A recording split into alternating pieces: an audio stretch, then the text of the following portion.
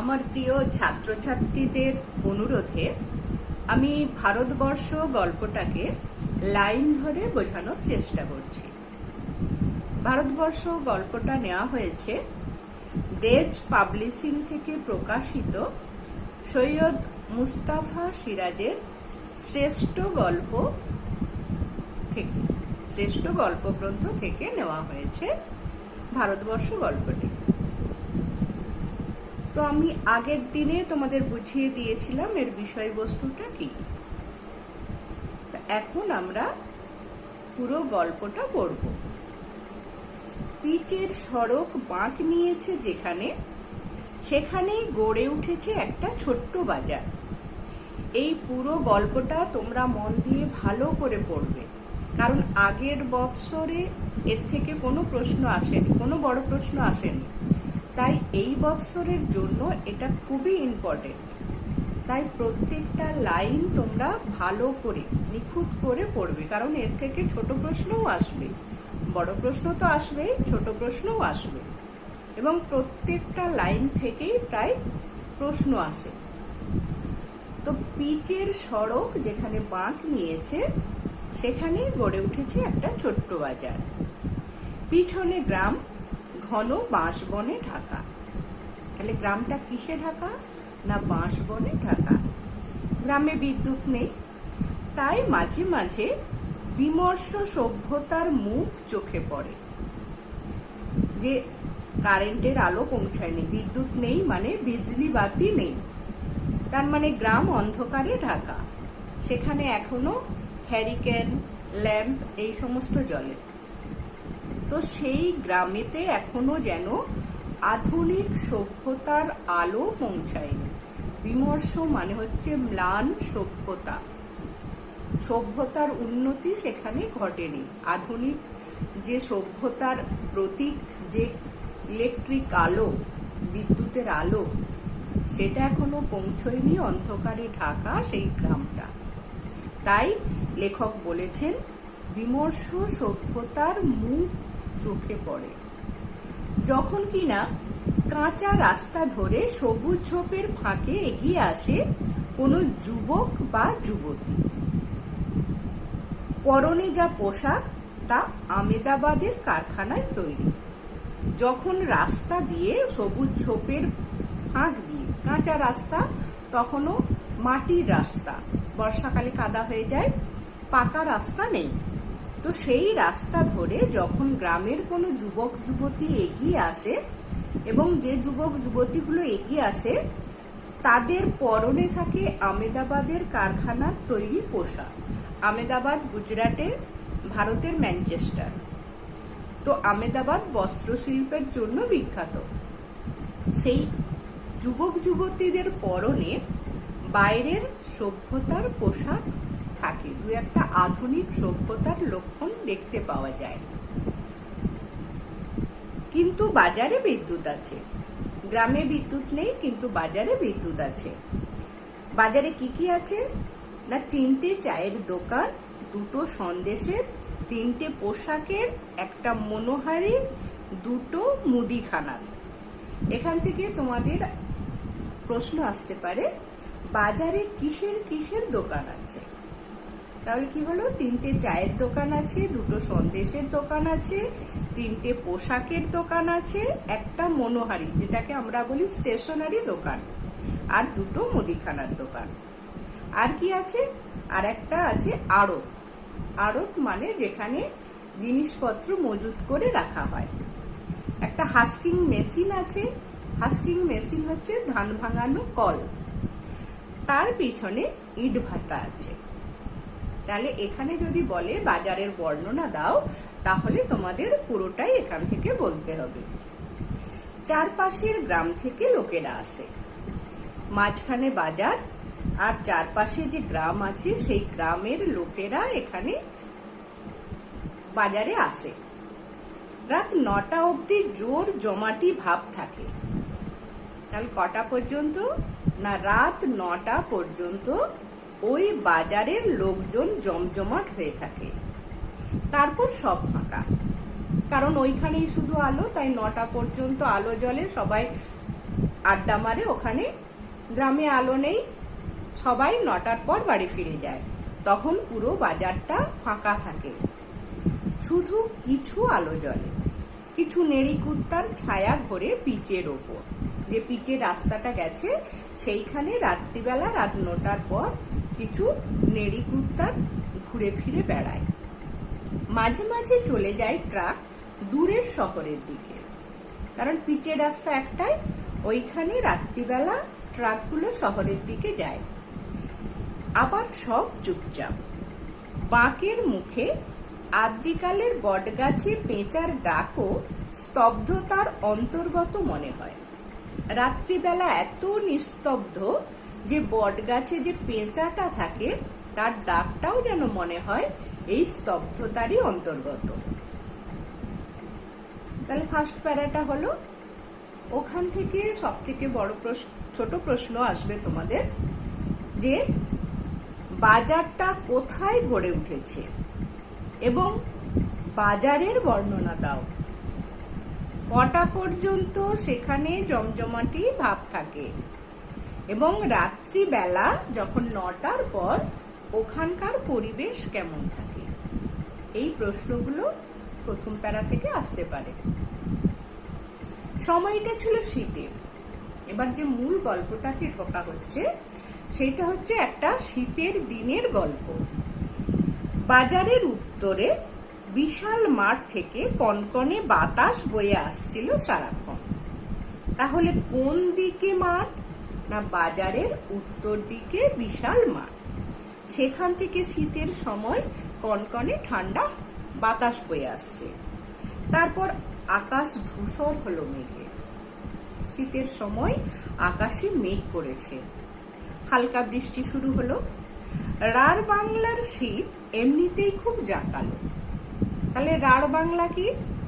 না, ভাগীরথী নদীর পশ্চিম তীরবর্তী অঞ্চলগুলোকে বলা হয় রাঢ় বাংলা। তো এইখানে শীত একটু জাঁকিয়ে বসে, বৃষ্টিতে তা হয় ধারালো। আমরা সবাই জানি শীতকালে যদি একটু বৃষ্টি হয় তাহলে ঠান্ডা ভাবটা বেশি জমজমাট হয়ে ওঠে। ভদ্রলোকে বলে পৌষে বাদলা। তাহলে পৌষে বাদলা কারা বলল? না, ভদ্রলোক, যারা শিক্ষিত মানুষ তারা হচ্ছে ভদ্রলোক। কোন জিনিসটাকে বললো পৌষে বাদলা? না, শীতে যদি বৃষ্টি হয় তাহলে সেটাকে বলা হয় পৌষে বাদলা। কোথাকার লোক? না, রাঢ় বাংলার লোক। আর এই পৌষে বাদলা যেটা ভদ্রলোকেরা বলে, শিক্ষিত মানুষেরা বলে যে শীতের দিনে বৃষ্টি হলে তাকে যে ভদ্রলোকেরা বলে পৌষে বাদলা, সেইটা ছোট লোকেরা বলে ডাওর। ছোট লোক কারা? না, অশিক্ষিত চাষাভুষো মানুষেরা হলো ছোট লোক। তো তারা সেই পৌষে বাদলাকে বলে ডাওর। আর বৃষ্টির সঙ্গে বাতাস জোরালো হলে তারা বলে ফাঁপি। তাহলে এখান থেকে প্রশ্ন আসতে পারে, পৌষে বাদলা কি, ডাওর কি, ফাঁপি কি? তাহলে পৌষে বাদলা হলো শীতকালে বৃষ্টি হলে সেটাকে ভদ্রলোকেরা বলে পৌষে বাদলা, আর অশিক্ষিতরা অর্থাৎ চাষাভুষো শ্রেণীর ছোট লোকেরা তারা বলে ডাওর। আবার এই বৃষ্টির সঙ্গে যদি জোরে বাতাস বয় তাহলে সেটাকে বলা হয় ফাঁপি। সেবার সে আবহাওয়া হয়ে পড়ল ফাঁপি। তখনও দূরের মাঠে ধান কাটা হয়নি। শীতকালে ধান কাটার মরশুম, তখনও ধান কাটা হয়নি, অথচ সেখানে বৃষ্টি পড়ছে এবং জোরে বাতাস বইছে। এই অকাল দুর্যোগে ধানের ক্ষতি হবে প্রচন্ড, তাই লোকের মেজাজ গেল বিগড়ে। গ্রামের চাষিভাষী শ্রেণীর যে মানুষগুলো আছে তাদের চাষের ওপরেই নির্ভর করে বাঁচতে হয়। তো এই বৃষ্টির ফলে ধানের অনেক ক্ষতি হয়, পাকা ধানে মই পড়ে। তাই সেই ফসলকে তারা ঘরে তুলতে না পারার জন্য মানুষের মেজাজ খারাপ হয়ে গেছে। চাষাভুষো মানুষ চায়ের দোকানে আড্ডা দিতে দিতে প্রতীক্ষা করতে লাগলো রোদে ঝলমল একটা দিন। কবে সূর্যদেব উঠবে, কবে এই বৃষ্টি বাদলা কাটবে, তার অপেক্ষা করতে লাগলো চায়ের দোকানে আড্ডা দিতে দিতে। আর মুন্ডুপাত করতে থাকলো আল্লাহ ভগবানের। তাহলে দেখো এই লাইনটা কেমন ইম্পর্টেন্ট, আল্লাহ ভগবানের। নিশ্চয়ই হিন্দু শ্রেণীর মানুষরা আল্লাহ বলবে না, বা মুসলিম শ্রেণীর মানুষরা ভগবানকে ডাকবে না। তাহলে চা দোকানে যারা আড্ডা দিচ্ছে তারা দুই সম্প্রদায়ের মানুষ। মুসলিম সম্প্রদায়ের মানুষরা আল্লাহর মুন্ডুপাত করছে, আর হিন্দু শ্রেণীর মানুষেরা তারা ভগবানের মুন্ডুপাত করছে, অর্থাৎ ভগবানকে দোষ দিচ্ছে। শেষ অবধি ক্ষিপ্ত কোনো যুবক চাষি চেঁচিয়ে বলে দিল, মাথার ওপর আর কোনো শালা নেই রে, কেউ নাই। অর্থাৎ এই গরিব মানুষদের ওপরে এই যে জুলুমবাজি করছে, অকালে বৃষ্টি দিয়ে আমাদের ক্ষতি করছে, তাই ভগবান আমাদের মাথার ওপর নেই, তাই আমাদের এই ক্ষতিটা করছে, এই কথাটা তারা চিৎকার করে বলে ওঠে। কেউ নেই মাথার ওপর, তখন যা খুশি করা যায়। তাহলে ভগবান যখন আমাদের মাথার ওপর নেই, তাহলে যা ইচ্ছা করতে পারি। ক্ষিপ্ত মেজাজে কথায় কথায় তর্ক বাঁধে। দুই সম্প্রদায় বা বিভিন্ন মানুষের মধ্যে তারা নিজেদের মধ্যে ঝগড়াঝাটি করে, তর্ক করে, মারামারির উপক্রম হয়। আর তর্কের কোনো প্রসঙ্গ অপ্রসঙ্গ নেই, যে কোনো বিষয়ে তারা চা দোকানে বসে বসে তর্ক করে। একটা কিছু পেলেই হলো। এই দুরন্ত শীতের অকাল দুর্যোগে গ্রামের ঘরে বসে কারো সময় কাটে না। আমরা সাধারণত গ্রাম বাংলার মানুষরা দেখি, কাজ থাক বা না থাক সবাই হাটে চলে যায়, বাজারে চলে যায়। চা দোকানে বসে হোক বা কোনো দোকানে বসে হোক, বন্ধু বান্ধবরা মিলে সেখানে আড্ডা মারে, কিছুটা সময় কাটায় তারা। কেউ তাস খেলে, কেউ তর্ক করে, কেউ অন্য বিষয়ে আড্ডা মারে। তো আমরা এটা দেখেছি। তো সেই জন্য লেখক এখানে বলছে যে একই শীতকাল, আবার এই দুর্যোগ, কোনো কাজ নেই, তাই গ্রামের মানুষরা ঘরে আর সময় কাটাতে চায় না। সবাই চলে আসে সভ্যতার ছোট্ট উনুনের পাশে হাত পা সেঁকে নিতে। এই লাইনটা খুব ইম্পর্টেন্ট। সভ্যতার ছোট্ট উনুন, অর্থাৎ এই যে বাজারের মধ্যেই তারা নানান বিষয়ে গল্প করে। ঘরে যখন থাকি, গ্রামের ঘরে যখন থাকে, তখন জীবনটা বৈচিত্র্যহীন হয়ে যায়, একঘেয়ে হয়ে যায়।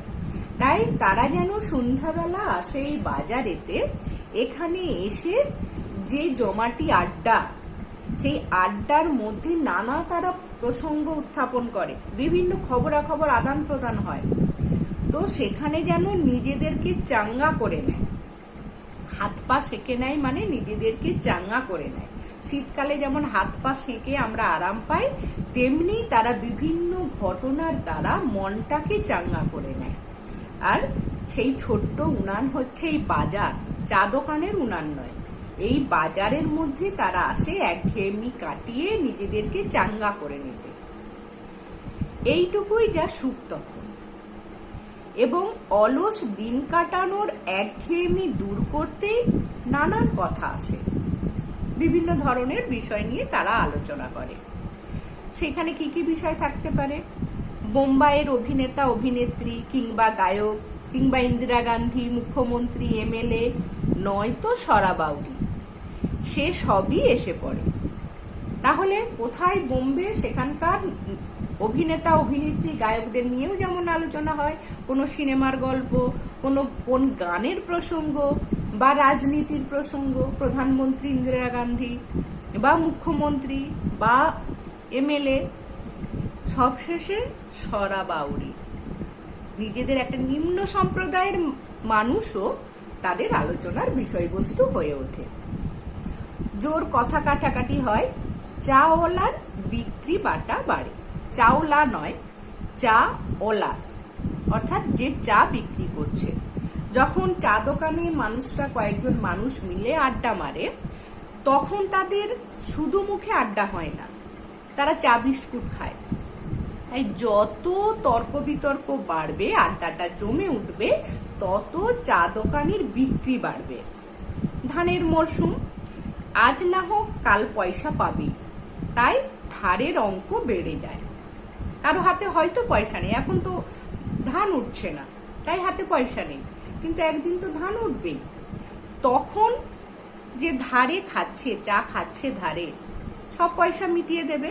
তাই চাওয়ালা কোনো দ্বিধা না করেই তাদেরকে চা সাপ্লাই দিয়ে যায়। সেই সময় এলো এক বুড়ি। তাহলে কোন সময়? যখন চা দোকানে বসে গ্রামের মানুষরা আড্ডা মারছে, বিভিন্ন বিষয় নিয়ে তর্ক বিতর্ক করছে এবং বাইরে বৃষ্টি পড়ছে, অকাল দুর্যোগ চলছে, ঠিক সেই সময়ে এলো একটা বুড়ি। বুড়িটাই হচ্ছে এই গল্পের মূল চরিত্র। তাকে কেন্দ্র করেই পুরো গল্পটা আবর্তিত হয়েছে। এবার বুড়িটা কেমন? থুতথুড়ে কুঁজো ভিখিরি বুড়ি। এখান থেকে কিন্তু খুব ইম্পর্টেন্ট যে বুড়িটির বর্ণনা দাও। তাহলে থুতথুড়ে কুঁজো, খুব বয়স হয়ে গেছে, থরথর করছে, থুতথুড়ে কুঁজো, একটা ভিখারির মতো দেখতে একটা বুড়ি, রাক্ষসী চেহারা, এক মাথা সাদা চুল, ছেঁড়া নোংরা একটা কাপড় পরনে, গায়ে জড়ানো একটা চিটচিটে তুলোর কম্বল। শীতকাল তাই গায়েতে একটা তুলোর কম্বল জড়ানো, মাথার চুল সাদা, ছেঁড়া নোংরা একটা কাপড়, আর তার চেহারাটা যেন রাক্ষসীর মতো দেখতে, আর এক হাতে বেঁটে লাঠি। পিচের পথে ভিজতে ভিজতে দিব্যি একই তালে হেঁটে এলো। সে বাইরে বৃষ্টি পড়ছে, সেই অবস্থাতে বুড়িটা হেঁটে এলো। খয়া খড়বুটে মুখে তার সুদীর্ঘ আয়ুর চিহ্ন প্রকট। খয়া অর্থাৎ কুঁচকে গেছে, জীর্ণ শীর্ণ হয়ে গেছে, খয়া খড়বুটে, বয়সের ভারে গায়ের চামড়া কুঁচকে শীর্ণ হয়ে গেছে, রোগা হয়ে গেছে, আর সেই মুখে সুদীর্ঘ আয়ুর চিহ্ন, অর্থাৎ অনেক বয়স হয়ে গেছে তার, সেই তার চিহ্নটা যেন স্পষ্ট হয়ে উঠেছে। তর্কের মধ্যে চায়ের দোকানে ঢুকে চা চাইল সে। গ্রামের বিভিন্ন মানুষগুলো বসে বসে তর্ক করছে, সেই সময় সে দোকানে ঢুকে চা চাইছে। তাকে দেখে সবাই তর্ক থামালো। এই দুর্যোগে কিভাবে বেঁচে পড়তে হেঁটে আসতে পারলো, সেটাই সবাইকে অবাক করেছিল। তাহলে কি সবাইকে অবাক করলো? না, বাইরে এমন দুর্যোগ, তার মধ্যে এত বয়স্ক একজন জীর্ণ শীর্ণ থুরথুরে বুড়ি কিভাবে হেঁটে এলো, সেইটাই সবাইকে অবাক করলো। চা খুব আরামে গিলে বুড়ি সবার মুখের দিকে তাকালো, কিন্তু কিচ্ছু বলল না। তখন একজন তাকে জিজ্ঞেস করলো, ও বুড়ি, তুমি এলে কোত্থেকে? সবাই অবাক হয়ে আছে, বুড়ি চা খাচ্ছে, সবার দিকে তাকাচ্ছে, কিন্তু কারোর সঙ্গে কোনো কথা বলছে না। তখন যারা তর্ক করছিল আর থাকতে পারলো না, তারা জিজ্ঞেস করলো, বুড়ি তুমি কোত্থেকে আসছো? বুড়ি বড় মেজাজি, গজগজ করে জবাব দিল, সে কোথায়, তোমাদের কাজ কি বাছারা? ওরা হেসে উঠল। ওরে বাবা, ভারী তেজি দেখছি, এই বাদলায় তেজি টাট্টুর মতো বেরিয়ে পড়েছে। অর্থাৎ টাট্টু হচ্ছে টাট্টু ঘোড়া, একটা চঞ্চল প্রকৃতির ঘোড়া। তাই বলছে বুড়ি অত বয়স হয়েছে কিন্তু এত বৃষ্টির মধ্যেও টাট্টু ঘোড়ার মতো কেমন রাস্তায় বেরিয়ে পড়েছে। তারা রসিকতা করছে। বুড়ি খেপে গেল। তোমাদের কর্তা বাবা টাট্টু, অর্থাৎ তোমাদের বাবা টাট্টু। খবরদার, অকথা কুকথা বলো না, আমি যেখান থেকেই আসি, লোকের কি? খুব রেগে গেছে, আমার ব্যাপারে তোমাদের নাক গলাতে হবে কেন? একজন ঠান্ডা মাথায় বলল, ও বুড়ি, তুমি থাকো কোথায় তাই জিজ্ঞেস করছে এরা। বিভিন্ন প্রকৃতির মানুষ আছে, তার মধ্যে একজন জিজ্ঞেস করছে তুমি কোথায় থাকো? তোমাদের মাথায়। বুড়ি উত্তর দিচ্ছে, রেগে গিয়ে বলছে তোমাদের মাথায় থাকি। বলেই সে কম্বলের ভেতর থেকে একটা ন্যাকড়ায় বাঁধা পয়সা খুলতে লাগলো। তারপর চায়ের দাম মিটিয়ে আবার রাস্তায় নামলো। তাহলে কোথা থেকে সে পয়সা দিল? না, কম্বলের ভেতরে একটা ন্যাকড়া ছিল, সেই ন্যাকড়াতে বাঁধা ছিল পয়সা। এই কম্বলের ভেতরে, যেটা ছেঁড়া চিটচিটে একটা তুলোর কম্বল গায়ে ছিল, তার ভেতরে একটা ন্যাকড়ায় বাঁধা পয়সা ছিল, সেটা খুলে সে চায়ের দাম মিটিয়ে রাস্তায় নাম। ভিখিরি বুড়ি, কিন্তু তার আত্মসম্মান বোধ আছে, তাই সে পয়সা না মিটিয়ে গেল না, পয়সা মিটিয়ে তারপরে গেল। লোকেরা চেঁচিয়ে উঠল, মরবে রে, নির্ঘাত মরবে বুড়িটা। অর্থাৎ বৃষ্টি পড়ছে, তার মধ্যেই আবার বেরিয়ে যাচ্ছে, সেই কারণে লোকেরা চিৎকার করে উঠছে। বুড়ি ঘুরে বলল, তোরা মর, তোদের শত গোষ্ঠী মরুক। সবাই দেখলো বুড়ি নড়বড় করে বাঁকের মুখের বটতলায় গেল। যে বট গাছটা ছিল পিচ রাস্তার বাঁকের মুখে, সেই বটতলাতে বুড়িটা গেল। বটতলাটা ফাঁকা, মাটি ভিজে প্রায় কাদা হয়ে রয়েছে, বৃষ্টি পড়ছে তাই মাটি ভিজে কাদা হয়ে গেছে। সে সবার অবাক চোখের সামনে সেখানে গিয়ে বুড়ির কাছে একটা মোটা শেকড়ে বসে পড়ল। সেই বট গাছের নিচে গেল, চা দোকানে কিন্তু সে আশ্রয় নিল না, সে সেই রাস্তাতে নেমে বট গাছের নিচে একটা গুঁড়ির শেকড়ে বসে পড়ল। শেকড়টার পিছনে গুঁড়ির গায়ে খোদল আছে, অর্থাৎ একটা গর্ত আছে, সেখানে পিঠ ঠেকিয়ে পা ছড়ালো সে। বোঝা গেল বুড়ির এ অভিজ্ঞতা প্রচুর আছে, অর্থাৎ সে বৃক্ষবাসিনী, অর্থাৎ সে বৃক্ষেতেই বাস করে। এইভাবেই সে গাছের গোড়ায় হেলান দিয়ে সে বসবাস করে, তার জীবন অতিবাহিত করে। তার কোনো স্থায়ী ঠিকানা নেই, ঘর বাড়ি নেই, সে এইভাবে গাছের নিচেই আশ্রয় নেয়। কেউ কেউ বলল, বরং বারোয়ারি তলায় গেলেই পারত। বারোয়ারি তলা মানে হচ্ছে যেখানে সবাই আশ্রয় পায়, যেখানে সবাই থাকতে পারে, বিভিন্ন মানুষজন থাকতে পারে, বারোয়ারি তলা। নির্ঘাত মরে যাবে, এ কথার পর স্বভাবত এবার বুড়িকে নিয়ে অনেক কথা এসে পড়ল, আবার জমে গেল। এবার যখন বুড়ি চলে গেল, তখন বুড়ির প্রসঙ্গে নানা কথা, যে লোকেরা চা দোকানে বসে আড্ডা মারছিল তারা তার প্রসঙ্গ নিয়ে এবার আড্ডা কথা চলতে লাগলো। বুড়ি এখন আড্ডার বিষয়বস্তু হয়ে উঠল, এইভাবেই তাদের আড্ডাটা জমে উঠল।